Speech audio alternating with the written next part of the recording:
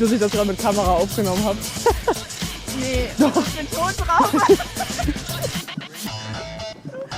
Aber meistens ist der Ton raus und bis jetzt waren nur englische Tonspuren drauf, also ist ein ganz geiler Kommentar, oder? Ich schwöre, das war ein halber Quadratmeter. Du hättest sagen müssen, ich konnte gleich.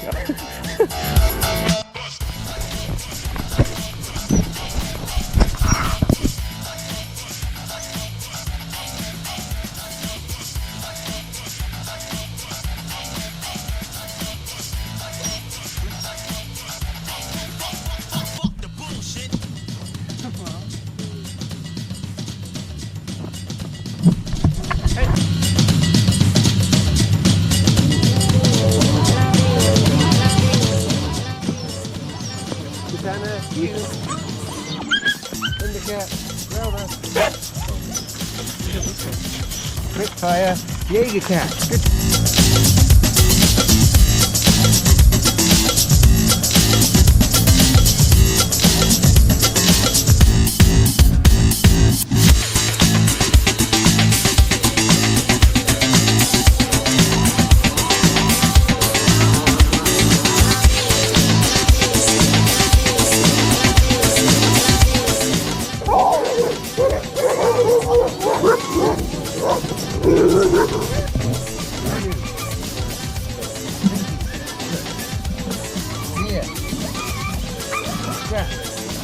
Katana. Yes. There. Oh, Cloudy. There.